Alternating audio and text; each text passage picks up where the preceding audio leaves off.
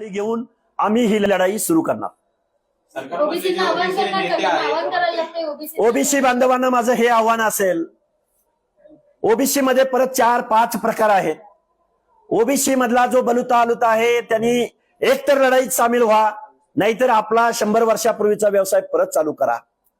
जो बंजारा आहे त्यानं कामाची बांधकाम व्यवसायावरती वाळू वाहा, विटा वाहा, बांधकाम करा, प्लास्टर करा। वंजारी बांधवांनी हातामध्ये कोयतं घ्या, परत ऊसतोडीला जावा। मेंढपाळ बांधवांनी, धनगर बांधवांनी परत मेंढराचा कळप करा, खंडी 2 खंडी मेंढरं वाढवा आणि आपला परंपरागत व्यवसाय चालू ठेवा। गावगाड्यातला कारू नारू, बलुते आलुते, मग त्यामध्ये सुतार, लोहार, कुंभार, बेरड, परीट, रामुश सगळ्या लोकांनी आता आपलं आरक्षण गेलंय। आता फुले शाहू आंबेडकर नाहीत। आता तुमचा सहानुभूतीनं, बंधुतेनं तुमच्यावर अन्याय होतोय।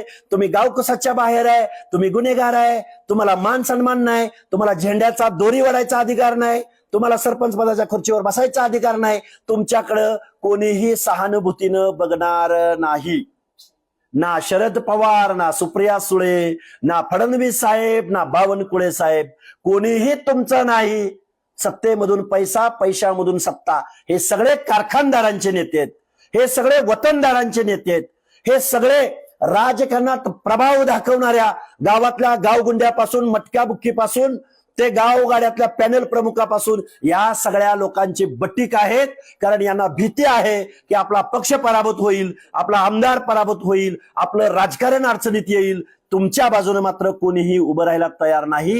हे संविधानाचं तत्व आज रोजी पायदळी तुडवलेलं आहे।